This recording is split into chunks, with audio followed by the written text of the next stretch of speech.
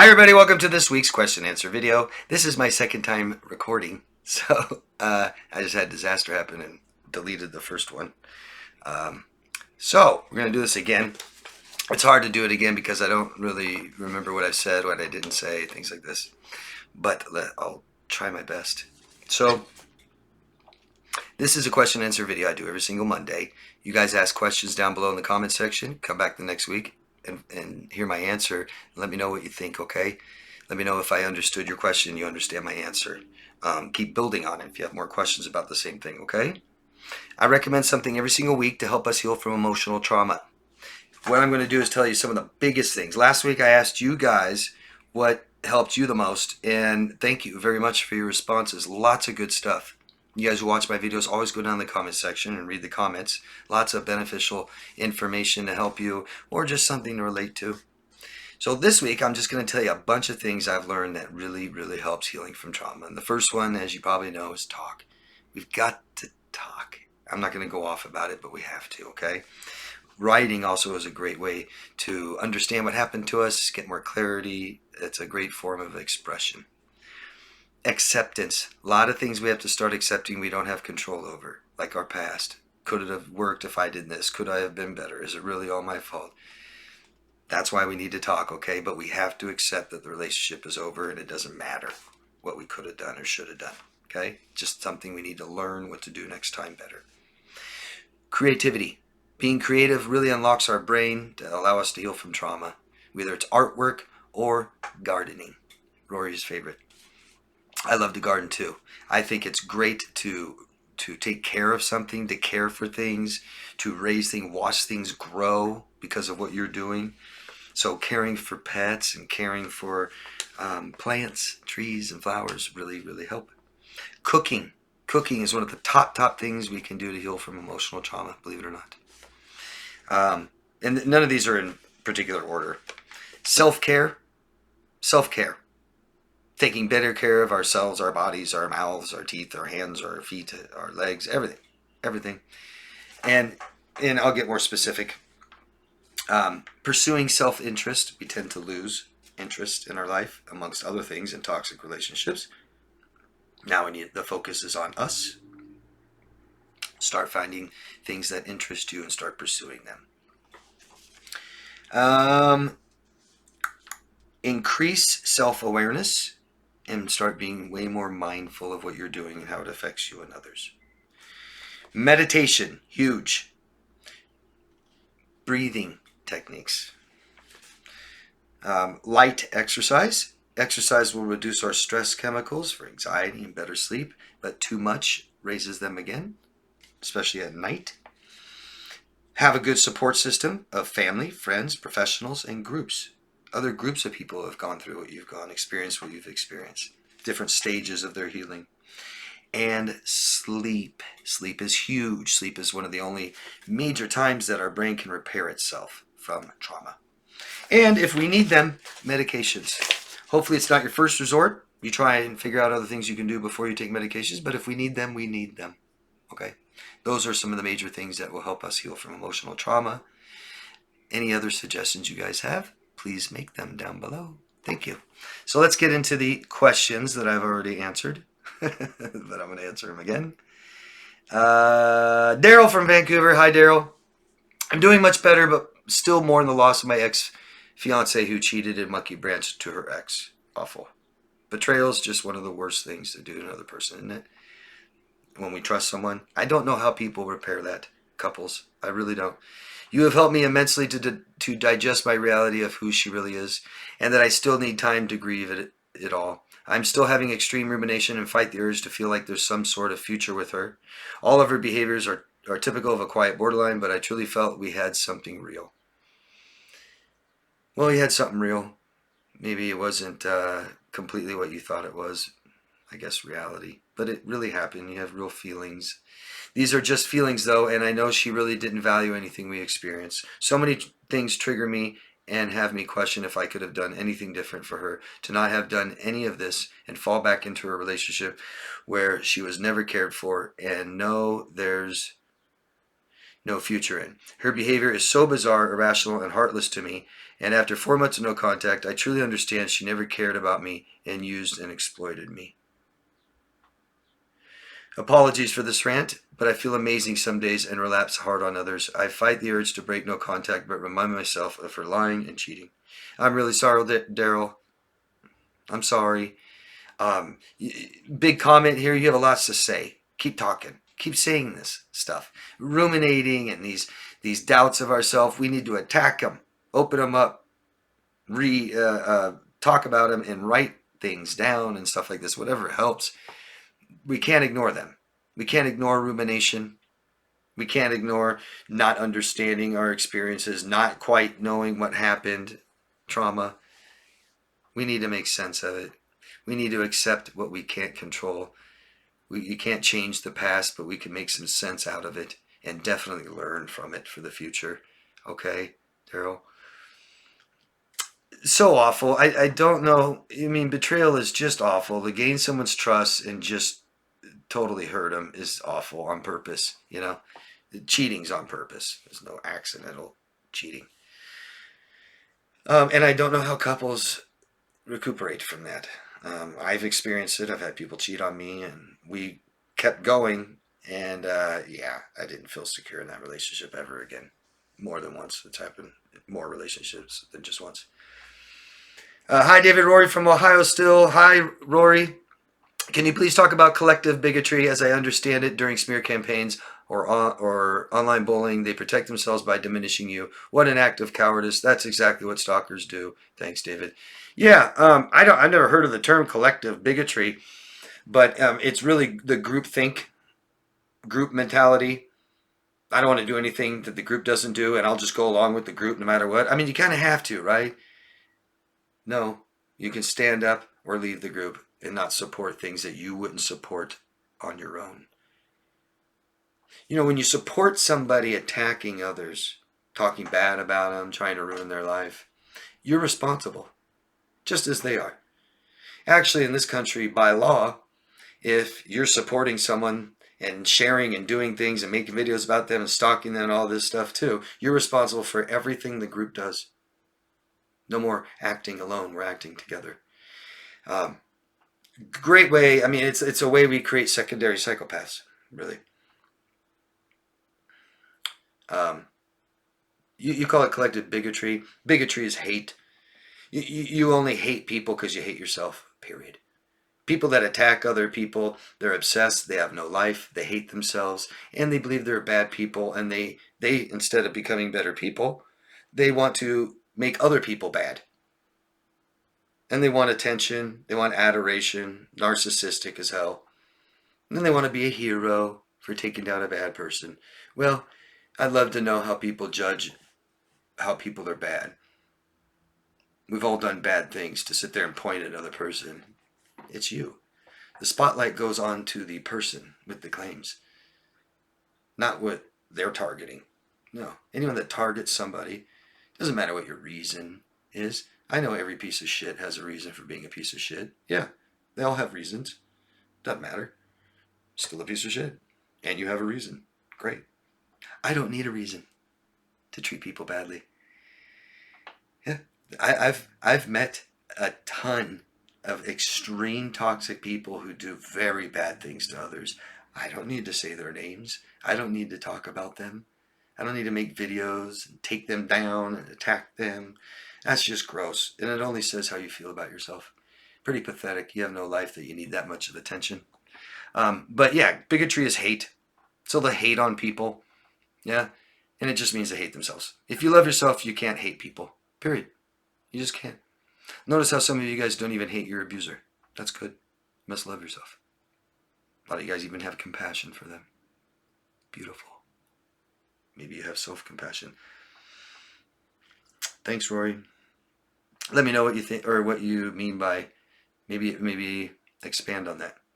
Victoria from the Bay Area. Hi, Victoria. I just got a phone call from my ex-little sister. She said her brother had a major stroke. Same thing I had 5 years back. I know what he's going through. I'm so confused. I should be feeling nothing but hatred for this man after everything he put me through. Confusing. I don't understand. I always told myself if I ever found myself in this situation, I would be mad. Well, you were mad. Maybe you're not now. Maybe we need to wait. Sometimes we have to wait a little while for an emotional reaction. Yeah? And don't expect one emotion. Maybe we have several different things our body's doing, reacting to this. You had nothing but hatred for this man. Remember what I just said about hatred? And now you don't? You said had. You don't anymore. Maybe you love yourself, Victoria. Maybe. I think that I've had an opportunity to watch you grow just in the comment section over the months. What do you think? But we accept how we feel, Victoria, and if we feel bad, we make ourselves feel better, and we don't have to feel bad. Even in bad, extremely bad, negative, toxic situations, experiences, we can still walk away feeling good. And that's when we remain true to who we are. Okay? Max from Los Angeles. Hi, Max. Trying to understand a woman that started sleeping with our mutual friend. We were flirting online and met a few times, 2 summers straight. She always was chatting with men online, and her pattern is to meet a guy from online groups, spend a few months with them in a tropical location, then go back home. At first, when we met, I thought I did something as she didn't want to continue romance with me. So had major depression. That's not good, Max. I'm sorry. Then met her second summer as she kept pulling me in and did everything right. Was the best summer ever with any woman. Then a few months later, after she refused to come live with me in LA, found out she went to Australia to live and have sex with a mutual friend. This BPD behavior, I suspect, although she wasn't suicidal, but every few days she wanted to move out and get her own place. Although she never had any money to spare as she didn't work. Had little savings. I've never felt so betrayed and confused in my entire life by her and the guy who I confronted online, and he called me beta male, etc. Just nasty. Do you think this is BPD behavior? As I have no other explanation. Yeah, I mean, I'm not going to say someone's borderline, like diagnose them or something. I can. I'm just a life coach, but yeah, that would be considered borderline-ish behavior. Yeah, yeah. Pretty unstable, to say the least. Seems to be who she is, not just a mistake she makes or gets a little moody every once in a while. Yeah, sounds like her personality. The guy calling you a beta male, I don't know if he thinks he's alpha male, but that's not what alpha males do. And I'm not claiming to be one. Yeah, I suspect people that call themselves alpha males and have to let you know that they're an alpha male and I have to call you a beta male. That sounds like a little insecure person with probably a little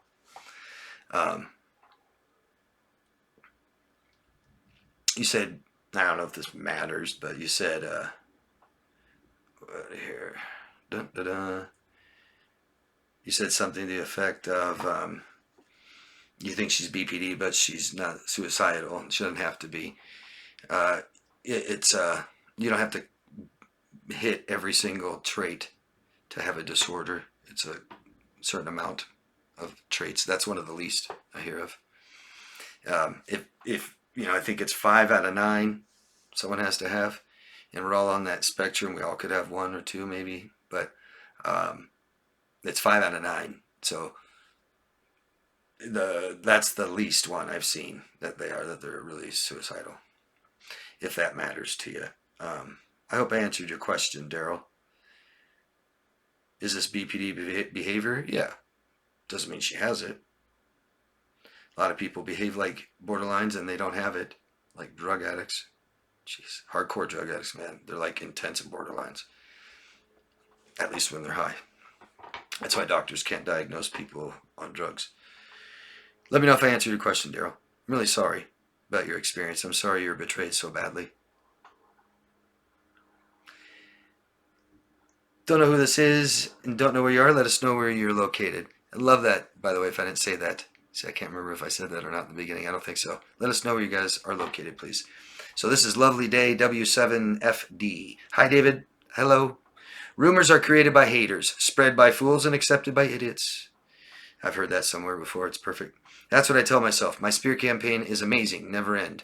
And honestly, David, where do they come up with this crap? Imagination running wild. How do you deal with smear campaigns? Can you provide tips, please?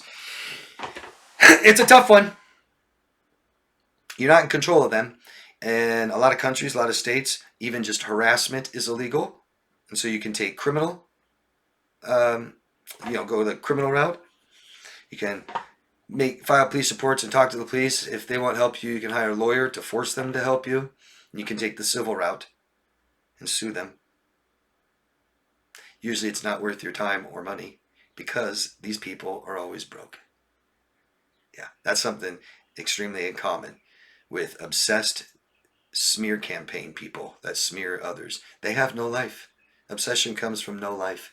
I have no family, I have no friends, I hate my job, I hate my life, and I hate myself. So I'm just going to go hate on someone else. I don't want to be, I'm sick of being the bad guy, feeling like the bad guy, so I'm just going to make someone else the bad guy. And in return, hopefully I can get lots of adoration and attention, and people think I'm a hero. The hero victim complex. They'll act like a victim because you're so bad, and then they'll be a hero for being so bad to you. Only idiots support this crap. Negative, toxic idiots. Look what someone's doing online and says, oh, you're telling the truth, and oh, this is a bad person? Okay, I'll attack them too. Morons. I'll support you. I'll like the video. Oh, so good. Can't wait till the next one. That's negative, talking crap about somebody I don't know, by someone I don't know. I've had people, as you guys probably know, stalking me for years. I think I've had just a few people, few idiots, come over and tell me they believe what this person's saying. It's like, okay, that's good. You're a moron. And anything else I can do for you? How do you deal with them? Acceptance, big time. We accept this is happening. We accept that people don't like us. We accept there's toxic people out there trying to ruin people's lives, and we just don't let them. Number two, we don't let them. We don't invite it into our life. We don't need to see it. We don't need to look at it. We don't need to do anything. We need to tell people not to tell me. I don't care. Let them. Don't watch it. Don't support it. None of it. And it's kind of a, societal thing, right? If you want to do something else, go start something, a group, or talk about it. Spread awareness. Bring this to light because this is huge, humongous, gets no attention. You know why? Because if it didn't happen to me, I don't care. That's it. That's it. If it's not happening to me, it's no big deal. It's one of the most horrific things to do to another human being. And it's not okay to do it for any reason. Pieces of shit all have good reasons, they think, to be pieces of shit. But I don't need one. Do you? Anybody needs a reason out there to be a piece of crap? No, right? Because we don't do that. We aren't pieces of crap. But the pieces of crap that do stuff like this, they all have a good reason. Yeah, that's fine. You have a good reason for being a piece of shit. That's great. Good for you. Yeah. So you can take the legal route. You can take the civil route. Accept it. That you can't do much about it. That there will always be people that don't like you. Okay? Don't bring it into your life at all, as much as you can. Tell people it's happening. Let people counter that. Talk to people about this. Talk to someone. Let people tell you that you're a good person. That's not true. That's not true. Try to understand the person that's doing this. And, the best thing we can do as a whole is we put the light on the accuser. We put the light on the person targeting other people. That's where the light needs to be. Oh, you're a bad person. Okay, we just immediately explore you in your life and how bad you are. Because that's wrong. Doesn't matter if you have a reason. Of course people have reasons for being bad people. It's not okay. Never. If you value respect, you'll treat people with respect. You won't disrespect other people and have reasons to do that, right? Oh, they disrespected me. That person I don't like. That person was mean to someone else I know. So I'm going to be disrespectful to them. Well, then you don't value respect. Oh, yes, I do. Does that make any sense? No, right? I hope I gave you some things that will help. I've made a lot of videos about smear campaigns that might help. But keep asking me questions, okay? And this is Lel, L-E-L, from Scotland. Hi, Lel. You helped me by answering my question a few weeks ago. Good. Unfortunately, the problem with my friend of 33 years have been playing out on my mind again. I don't know if it's partly because I never got to tell her how disgusted and creeped out I was with her sending multiple messages to my sister and trying to befriend her after I told her not to contact me again. My question this time is, do toxic BPDs ever lie about having therapy? No. Just everything else but that. They're always, when it comes to therapy, they take it serious. I'm asking because it's one of the most common things that they BS about and lie to their therapists and lie to you. And I'm asking because something I noticed during our friendship was that she got worse as she got more therapy. Well, that could be. It could be a bad therapist. Yeah. But most likely, they wouldn't do anything the therapist told them. And as the therapist started calling them out, they hate themselves so much, made them upset. Just like when you guys try to hold a borderline, accountable and let them know what they did, you're just shining a mirror on them, saying, "Look how bad you are. Look how bad you are. They can't take it." Gone. Rage.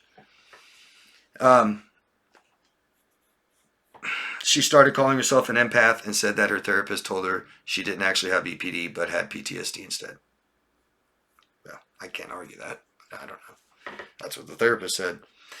But the therapist can only be held accountable so much. If you're a teacher and you have a student that refuses to listen to you, that refuses doing their work, refuses to participate, always annoying, you have to remove them from the class, are you a bad teacher? I mean, there might be things that a teacher is doing that you're doing to not captivate this child's attention, taking that special time for them. I don't know. But if you go to a therapist and the therapist tells you to do things and you don't do them, yeah, the therapist isn't helping you, but you're not helping yourself. Do they lie about therapy? They lie about going to therapy. They use, "I'm going to go to therapy just to stay in your life so you don't leave them." They go to therapy and then they lie about how many times they go. They lie about what they say. They lie about what the therapist told them. "You're a narcissist. My therapist told me you're a narcissist. My therapist told me that you need to stop doing this and you need to start doing this for me." Yeah. I made a meme once. There's no point in sifting through a pile of crap looking for the little parts that don't smell that are still good. No, you just throw the whole thing out. Yuck. Yeah, you lie to me, it's over. I don't trust you. I don't listen to anything you say. I don't care about your opinion anymore. I don't care what you told me you do. I don't care about who you tell me you are. I don't care. Get out of here. You're a liar. We have to be able to say this to people that betray us and lie to us. I think you have a little bit more to it. She told me she was receiving DBT and even shared a letter that her therapist wrote on her public Facebook page. Yeah. I had someone stalking me for years, videos about me for years, making up lies, about as toxic as you can get. But she went to a therapist, supposedly, and typed up a letter, supposedly, from a therapist, supposedly, and supposedly the therapist said, "Oh, no, you're fine. Checks out. You're good." And had to post that in a video and tell everyone, show everyone. It's like, well, your behaviors show that you're toxic. Did you tell your therapist what you were doing? Why you wanted this letter? I doubt they would write, "Oh yeah, all good," and post this. Sure. It's just sick, man. If I have to tell you I'm a good person over and over again, do you really think that I think I am? No. If I have to tell you I won't screw you over, I won't screw you over. I promise I won't screw you over. That's coming from a person that screws people over. Right? Yeah. "I swear I won't lie. I swear I won't lie. I'm not lying. I'm not lying. I'm telling you the truth." Yeah, I'm probably a liar. Yeah. If I have to post my mental health on Facebook. Yeah. It's not hard to trick or fool a therapist. Again, it's not entirely their fault. If someone wants to come to see me and they want to tell me a bunch of lies, I can't just sit there and call them out, if I'm not really sure, especially, Tell me a bunch of lies about something and tell me what I think. I'll tell you what I think. But how wrong am I? You're the one lying. You're only hurting yourself. You're not hurting me or anybody else around you. Well, but you're hurting yourself. You're lying. Emily from South Africa. Hi, Emily. "Thank you for the video. You're welcome. I recommend a karate class or something similar to interact with people and keep fit." Great suggestion. It really is. Not so much karate. Who cares? Karate is one of the, I think, least effective self-defense tactics moves, but it's just great to do something where we're active, we're in a group, you can excel in belts, colors, things to work for, achieve things. Just being social and getting out there and being accepted, it just is so good. Put that on the list of healing from trauma. I appreciate that, Emily. But you asked, where does religious obsessions come from? I just did a video about splitting. And religion and politics is the best examples. But anybody who's extreme religion, right, is causing negative effects in your life, there's a problem. Yeah. If you obsess on religion, obsession again comes from no life. And a lot of people want meaning and purpose in their life when they're totally down, they don't know what to do. And I can appreciate someone grasping towards religion and becoming more religious. If that helps you, great. Great. Do it. When we become extreme in anything, it's not good. We're splitting. And I can tell the religious people who aren't extreme, yeah, I'm this religion. Yeah, I might go to church. And then there's the, you're going to hell. Okay, great. Thank you. Thank you. Yeah, you're supporting religion that makes your fellow man all go to hell, and you have to worry about going to hell. That's good. Okay. But obsession comes from no life. We hit rock bottom, maybe, at one point in our life, and religion was the one thing that was there for me because I had no family, I had no friends, I had no job, I had nothing. No one would help me, the state wouldn't help me, nothing. But religion was there. Church, they welcomed me, they accepted me. I get it, And if, that's all we live, we might become extreme. We might become obsessed. I would add more things to your life and accept other people for being different. So, don't know where you're from. This is Jan Lee 8201. Please let us know where you are next time. My partner of 28 years has gone just a couple of days ago. He wants to be alone. He has all the signs of BPD. However, he's had no help. The GP just keeps waving him off. He's hurt me through the years. History has repeated itself more times than I can care to imagine. He says he loves me, but he can't hurt me anymore. Is there anything I can do to help him? No. I'm not going to go on a rant, but there just isn't. I'm sorry. And I know there's people watching, whether you're going to comment or not, and say, oh yeah, we can have boundaries and we can support them. And okay, that's it. Support them. Yeah, go get help. I mean, what else can you do? But someone, I'm just going to use borderline because that's maybe personality disorders. There's nothing you can do. Nothing. If they want help, if they want to change, then they need to find the help. They need to set the appointment. They need to pay for it. They need to drive their ass there and do everything that person said. And if that person isn't helping them, they go find another person, and they keep doing it for years. I don't remember any of those including anyone else. And there's a reason for that. Because this kind of help we can only help ourselves with. And anything anybody else does for them is going to hinder them from getting the help they need. Just enabling them.